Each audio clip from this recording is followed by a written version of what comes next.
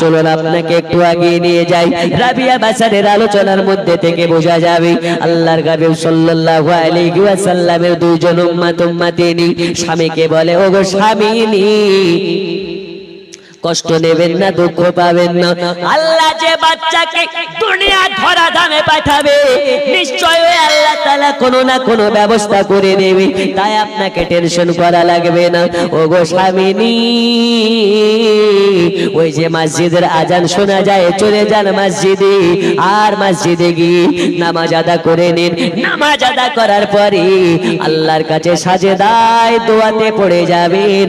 আল্লাহ তাআলা নিশ্চয় আল্লাহ কোনো না কোনো উপায় বের করে দেবেন, কোনো না কোনো ব্যবস্থা করে দেবেন। এইবারে যেন আপনার কি না হযরত ইসমাঈল মসজিদ মুখী হয়ে যায়।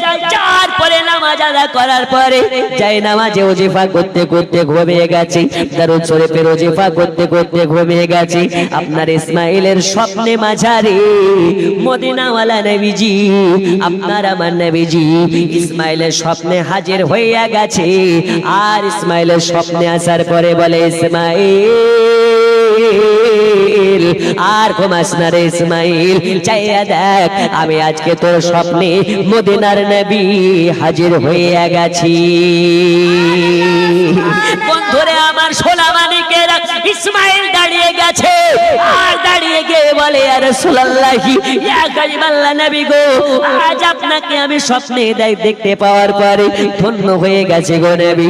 ইয়া রাসূলুল্লাহি, ইয়া কারিমাল্লাহ নবীজি, আজ আপনাকে স্বপ্নে দেখে আমি ধন্য হয়ে গেছি।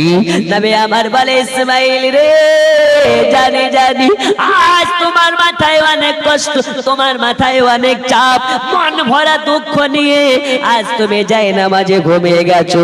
আর যার কেউ নাই আমি নবী তার জন্য আছি, যার কেউ নাই তার জন্য আমি নবী আছি। আজ আমি জানি ইসমাঈল, তোমার বাড়িতে কন্যা আপনার কিনা বাচ্চার ভূমিষ্ঠ হবে। আজ তোমার বাড়িতে বাচ্চার ভূমিষ্ঠ হওয়ার জন্য তোমার বাড়িতে তেল নাই, তোমার বাড়িতে আপনার কিনা টাকা নাই, যার কাছে গিয়েছো তেল ধারে চাইতে সে তোমাকে তাড়িয়ে দিয়েছে, অবহেলা করেছে। আজকে তোমার বাড়িতে লম্প জ্বালানোর মতন এক বিন্দু তেল নাই। এজন্য আমি মদিনাওয়ালা নবীজি রওজাতে না থাকতে পেরে আজ তোমার স্বপ্নে মাঝে এসে গেছি, আজ তোমার পাশে দাঁড়িয়ে তোমাকে সাহায্য করার জন্য। সুবহানাল্লাহ, সুবহানাল্লাহ। তোমার সাহায্য করার জন্য আমি চলে এসেছি। কিছু বলছেন? কে